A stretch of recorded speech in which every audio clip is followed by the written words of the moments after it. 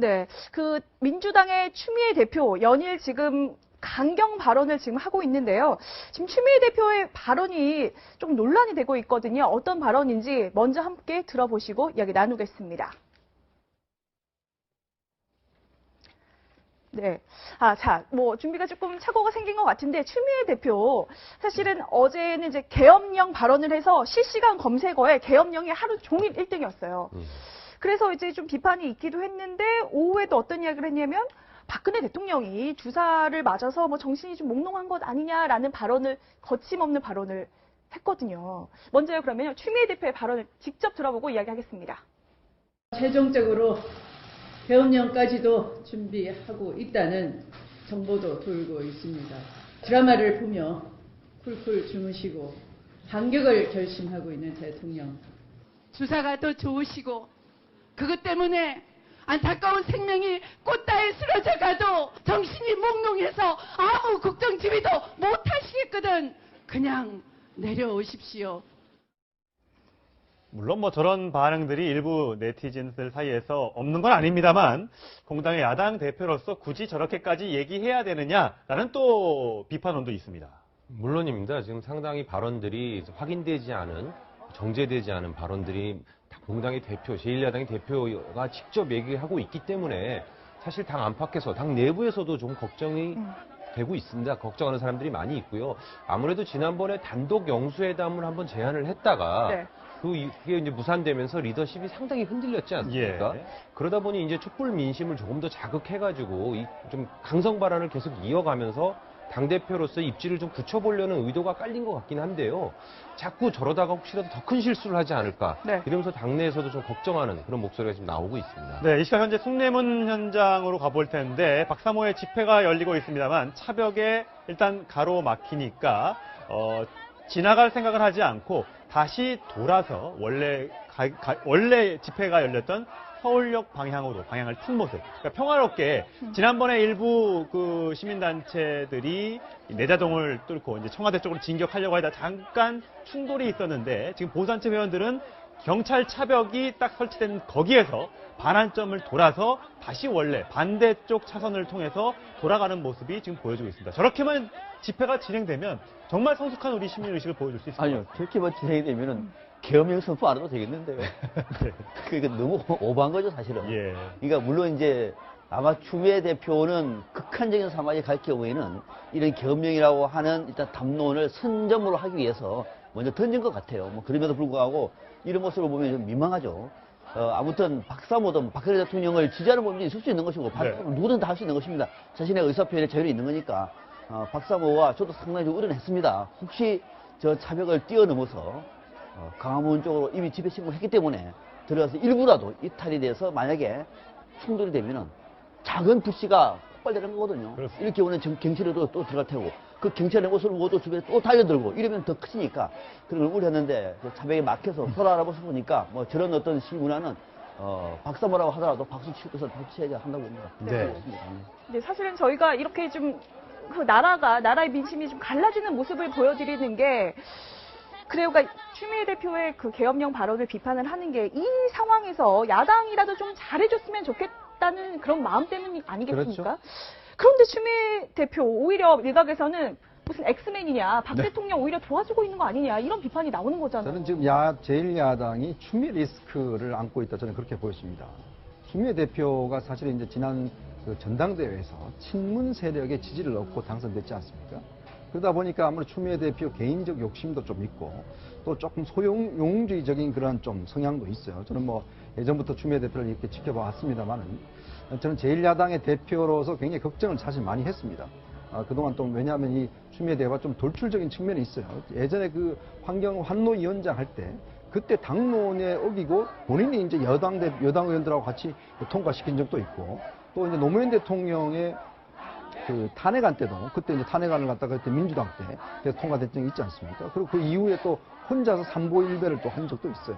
그러니까 보면 이 추미애 대표의 성향이 뭔가 사람들과 논의해서 토론해서 하는 것보다는 혼자 먼저 이제 사고를 질러놓고 이제 하는 것이라고 보여지거든요. 지금 최근에 제가 알기로 문재인 대표 측에서 굉장히 곤혹스러워 하는 것 같아요. 문재인 정부 측도 자기들도 이제 사후에 이제 전화를 받았다라고 이야기를 하고 있거든요. 근데 문제는 결국 문재인 전 대표 측에서 이제 추미애 대표를 세웠기 때문에 지금 추미애 대표가 하는 모든 문제는 결국 문재인 대표가 떠안을 수밖에 없는 그런 구조로 되어 있습니다. 네. 결국 이게 이제 문재인 전 대표 측에서 한 게 아니냐 이런 식으로 이야기될 수밖에 없거든요. 근데 추 대표가 지금 제1야당이 좀 안정적 모습 가야 되는데 왜 지지율이 안 오르고 있겠습니까? 사실 새누리당이 저렇게 반토막 났으면 그러면 당연히 상대적으로 이제 제1야당이 좀 지지가 올라가야 될 텐데 문제는 제1야당 지지율은 그냥 제자리 걸음이에요. 네. 그런 걸로 보면 결국은 이 제1야당이 먹을 것을 추미애 대표가 저는 발로 찬 게 아니냐는 좀 생각이 듭니다. 뭐 너무 이제 궁색할지 모르지만은 지난번 전두환 대통령 방문 문제부터 시작해서 지금 계엄령 발언까지 사실 계엄령 발언은 여당 같은 경우는 굉장히 사실 솔직히 이야기해서 이렇게 막 발언해주고 여당이 또 여당에서는 얼마나 좋겠습니까? 야당이 저렇게 막 북치기고 한다는 것 자체가 보면. 근데 내부에서도 아마 굉장히 걱정을 많이 하는 것 같아요. 민주당 내부에서도 만약 이런 식으로 가면 계속 제1야당에 대한 국민적 신뢰가 떨어진다고 했을 경우에 상당히 문제가 될 수 있다는 해도 또 일각에서는 좀 이 야당도 비대위치로 가야 되는 것이 아닌가라는 것도 지금 섣불리 나오고 있는 상황입니다. 네, 더불어민주당과 국민의당 지도부가 청계광장에서 별도의 집회를 갖고 광화문 광장으로 지금 이동하고 있다는 속보가 들어오고 있습니다. 추미애 더불어민주당 대표는 오늘도 대통령이 국민을 상대로 전면전을 선포하고 있다. 그리고 무면허 선장이 대한민국을 출몰시키고 있다. 그리고 대통령이 외치를 할수록 나라 망신시키는 것이다. 등등의 이제 강도 높은 발언을 쏟아내고 있는데 국민의당 비대위원장인 박지원 비대위원장은 추미애 대표도 비선 실세가 있는 것 같다. 저렇게 돌출된 발언을 한다는 것 자체가 혼자의 생각은 아닐 것이다. 라고 의심을 하고 있더라고요. 어떻습니까? 그리고 그 비선 실세로 지목된 게 이제 김민석 전 의원이죠. 지금 추미애 대표가 뭐 당내에서는 매버드급이라고 할 수 있는 특보단을 구성을 했습니다. 그 전직 의원들이 중심이 되어 있고 거기 최재성 의원 이런 분들이 들어가 있는데요. 전 의원이죠. 예. 그 특보단장을 김민석 의원이 맡고 있습니다. 그러다 보니 아무래도 자문그룹 성격이기 때문에 어떤 의견을 많이 받는 건 사실인 것 같고요. 그렇다고 그걸 뭐 비선 실세라고 이렇게 뭐 민주당의 뭐 최순실이다 뭐 이렇게 얘기한 것은 조금 박지원 비대위원장 특유의 그 뭐 유머라면 유머랄까 이런 예. 것 같고요. 근데 말씀하신 대로 추미애 대표는 자기 뭐 당내에도 당 대표에 따른 공조직으로 메시지 팀이 있습니다. 예. 모든 발언 같은 것들을 다 이렇게 사전에 만들어서 원고를 주죠. 그러면 이제 그걸 가지고 읽는 건데 추미애 대표는 어느 당 대표보다도 이 첨삭을 아주 많이 하는. 네. 이게 미처 비서실에서 건의한 이 메시지를 그대로 안 읽고 많이 첨삭을 하고 자기만의 언어로 바꾸고 조금 더 자극적인 언어로 바꾸고 이런 것들이 많기 때문에 이제 당 안에서도 이러다가 실수가 나오면 어떡하느냐 이런 걱정을 많이 하는 것 같고요. 특히 어제 계엄령 같은 경우는 사실 헌법을 보면 계엄령을 선포를 하게 되면 즉각 국회에 통보해야 하고요. 예. 국회에서 과반수 의원이 해제를 요청하면 바로 해제해야 합니다. 그러니까 실효성이 거의 없는 거죠. 지금 여소야대 아니겠습니까? 지금 만약에 박근혜 대통령이 계엄령을 선포한다고 해봤자 국회에서 바로 해제 요청을 통과시키면 바로 해제되는 겁니다. 그러니까 바로 그렇게 청와대가 계엄령을 선포할 이유가 실은 거의 없는 그런 상황에서 추미애 대표가 이제 그 정보가 있다고 하면서 시중에 떠도는 얘기를 무책임하게 공식적인 석상에서 얘기한 거 아닌가 그런 생각이 듭니다. 근데 저는 어제 또 궁금했던 게 이제 추미애 대표가 오늘 집회 상황을 보고 후속 법적 조치를 뭐 고민하겠다라고 이야기를 해서 이제 민주당이 드디어 탄핵을 꺼내나 보다 했는데 기자들이 그럼 탄핵하시는 거냐라고 했더니 또 그건 아니라는 거예요. 그래서 헷갈리더라고. 도대체 무슨 그러니까 생각인 건지. 그렇죠. 그러니까 이 정치인의 메시지라는 게 사실 분명해야 되거든요. 네. 그러면 법적 절차는 그 누가 봐도 탄핵이에요. 네. 법적 절차 탄핵 말고 뭐 있습니까? 하야 퇴진 이거는 그 헌법에 규정된 법적 절차는 아니에요. 그냥 일종의 혁명적 조치 내지는 박 대통령의 결단으로서 가능한 일이거든요. 그런데 그 탄핵을 염두에 둔 발언을 명시적으로 해놓고 그거 탄핵은 아니다 네. 그러면 자 알아듣는 사람은 뭘로 알아들을지가 불분명해요. 바로 그런 것 때문에 그리고 이제 오늘 또 이 집회가 사실은 지난 그 11월 12일 집회보다 더 커지지 않을 거라는 건 충분히 예상할 수 있는 거예요. 네. 그렇지 않습니까? 집회 측 주최 측도 그렇게 예상을 했고요. 당초에 주최 측은 뭐 100만 명 올 거라고 지난번에는 얘기했지만 이번에는 50만 명으로 지금 예상을 하고 있다는 거죠. 그렇다면 그 뻔히 알면서 이 문제를 가지고서 그거를 탄핵 법적 절차까지 이렇게 연결했다?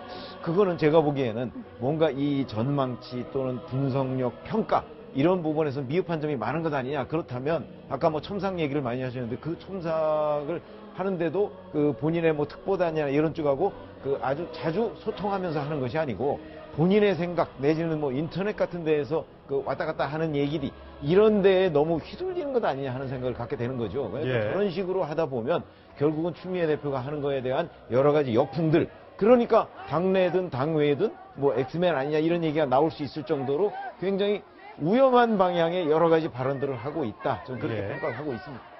지금 추미애 대표가 어제 언급한 법적 대표는 당연히 탄핵으로 해석이 됩니다. 네. 그런데 문제는 추미애 대표가 당 지도부와 충분한 논의를 거치지 않고 먼저 자기의 결심을 몇 번 얘기했다가 역풍을 세게 맞지 않았습니까? 추미애 대표는 탄핵을 하고 싶어 하고요. 저희가 취재를 해보면. 예. 그런데 그 탄핵이라는 민주당의 공식적 입장은 어디까지나 최고위나 많은 당원들의 뜻을 모아서 해야 되기 때문에 그 시간을 아직은 타이밍이 아니다라는 거 아니겠습니까? 예. 그러니까 추 대표는 말을 막 하고 싶은 거죠. 근데 차마 그 얘기를 못 하니까 그냥 법적 대응 뭐 이런 식으로 그렇게 표현한 거 아닌가 이렇게 예. 생각이 제 들었어요. 얘기가 법적 대응이라는 얘기를 기자들한테 공개하려면 법적 대응은 곧 탄핵이기 때문에 그 얘기는 사전에 탄핵이라는 얘기를 하는 거와 마찬가지로 사전에 최고위원들과 협의를 한 다음에 법적 대응 얘기를 하고 기자들이 물어보면 아 그거는 탄핵입니다. 이렇게 얘기를 하는 게 순서에 맞다는 얘기죠. 예. 그러니까 원래 이게 보면요, 당 같은 경우는 초선 의원들이 좀 이렇게 세게 이야기를 하고 좀 이제 당 대표 같은 경우는 이제 좀 참다가 한마디씩 하면은 이게 이제 무게가 실리잖아요. 예.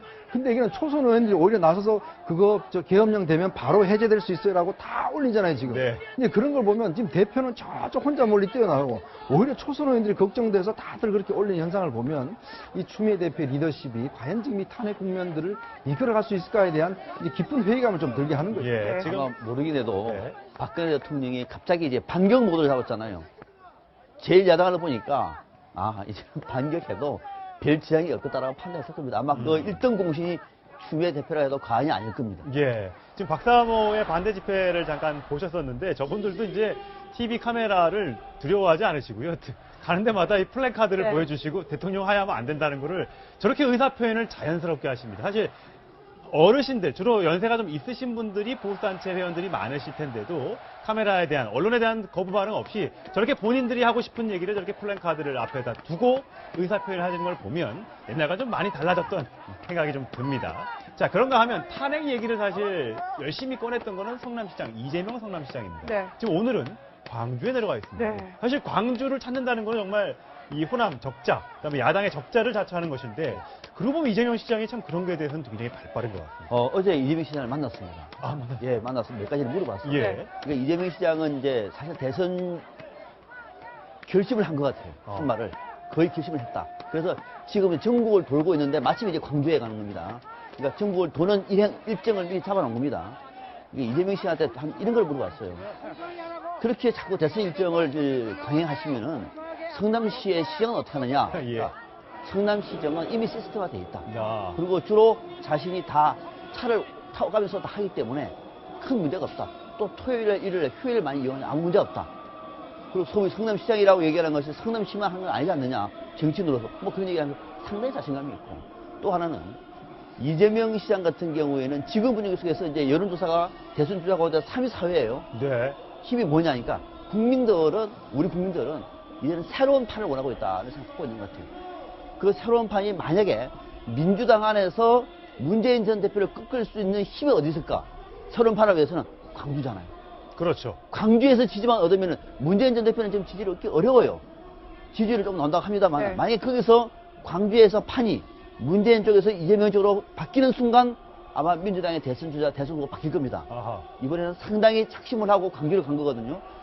광주에 다녀오고 난 다음에 여론조사 지지율이 어떻게 바뀌어질지가 상당히 궁금합니다. 그렇군요. 그러니까 저는 광주가 좀 주목이 되는 이유가 문재인 전 대표는 오늘 부산에서 촛불 집회를 함께 하는데요. 문재인 전 대표 이번 주 퇴진운동 나서겠다고 기자회견하면서 실수했잖아요.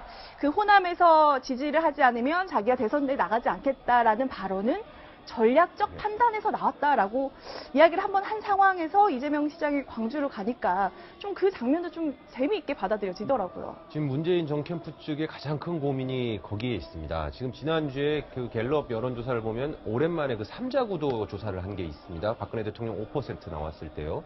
그동안의 여론조사를 보면 대선 주자 여론조사를 보면 뭐 반기문 유엔 사무총장부터 이재명 시장까지 한 10여 명을 같이 하는데요. 네.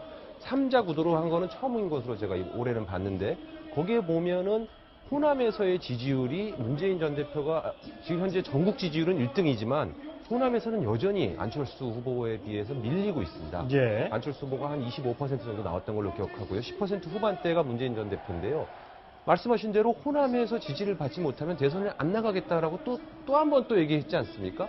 그러니까 그 부분을 빨리 극복을 해야 하는데 네. 그 부분이 지금 잘 안 되고 있어서 문재인 전 대표 측은 상당히 그거에 대한 해법을 찾기 위해서 많은 지금 고민을 하고 있는 것으로 알고 있습니다. 예. 내일 문재인, 안철수, 안희정, 김부겸, 네. 박원순, 이재명 등 야권 대선 주자 6명이 모인다고 합니다. 네. 사실 야3당 대표 모여도 지금 결론이 네. 잘 안 나고 있기 때문에 잠정도 6명이 모였을 경우에 어떤 뭐 결론을 도출할 수 있을지는 모르겠습니다만 어떤 의미를 볼 수 있을까요? 그러니까 지금 야3당 지도부 회동은 지금 잘 안 되고 있고, 그건 거들어 하는 것이고, 또 지금 전국은 국민들은 야3당의 대표도 중요합니다만, 대선 주자들이 뭔가 좀 나서서 한번 지혜를 모아봤으면 좋겠다라고 하는 요구도 있지 않습니까? 그 요구에 부응하는 겁니다. 이것이 어떤 책임 있는 권한을 갖고 결론을 내리는 것이 아니라, 그런 대선 주자들, 국민들로부터 지지를 받는 야권의 정치인들이 모여가지고 지금 이 난국을 어떻게 보고 있는 것인가. 한번 허심탄회하게 얘기를 내놔보고, 좋은 안이 만들어지면은 야권의 지도부한테 제시할 수도 있는 것이고, 아마 그런 차원에서 나름대로 지금 시국에 대한 국민들의 요구에 화답하는 차원에서의 첫 미팅이다, 이렇게 보시면 네. 되겠습니다. 이게 또 뒷이야기가 좀 많더라고요. 네. 지금 보니까 아마 이 국민의당의 천정배 전 대표 같은 경우는 왜 나는 초청을 안 했냐. 예. 본인이 굉장히 불만을 토로하시다가 이제 또 뒤늦게 안철수 전 대표가 또 이제 천정배 대표도 초청했다고 하고, 지금 이제 손학규 전 대표는 여기에 지금 참가를 하고 있지 않거든요. 예. 그러니까 본인은 이제 개헌에 대한 것들이 좀 희석화될 수가 있다. 이 모임 자체가. 그렇게 이제 참가를 하고 있지 않은데, 어떤지 모르겠습니다. 이게 지금 이 대권주자들이 지금 상황에서 모인다는 것 자체가 어떤 의미인지는 모르겠지만, 이것이 현재 지금 야3당이라는 그런 틀이 있지 않습니까? 근데 이 야3당이라는 틀이 한편으로 보면 지금 추미애 대표 리더십이 좀 많이 떨어지기 때문에 이게 뭔가 힘을 좀 못 가져요. 거기다 이제 박지원 비대위원장이 또 이제 워낙 주도를 하다 보니까 이제 아무래도 거기서 뭔가 결정 사항이 안 나오고 힘이 추동력이 없으니까 결국은 이제 대선 주자라는 이런 모임을 통해서 뭔가 어떤 결정 사항 하자라는 것인데, 사실 좀 비정상적인 구조거든요. 왜냐하면 지금은 아직 대선이 뭐 진행된 것도 아니고 이분들 그냥 대선 주자일 뿐이지 그것이 어떤 당론에 지금 영향을 줄 수 있는 상황은 예. 아닌데, 이런 것 좀 앞서 나가는 모임은 여전히 당 지도부 자체가 지금 3당이 조금 허약하기 때문에 예. 좀 그거를 보완하기 위해서 이루어지는 것이 아닌가 보여집니다. 네, 정치권 소식은 결정하는 여기서 구조는 예. 아닙니다. 결정하는 구조 아니고 협의하고 논의하는 구조입니다. 예. 결정하지는 않습니다. 네, 하여튼 내일 2시 오후에 만난다고 하니까 그 소식도 내일 전해드리도록 하겠습니다. 박상병 교수님 여기서 먼저 보내드리겠습니다. 고맙습니다. 고맙습니다.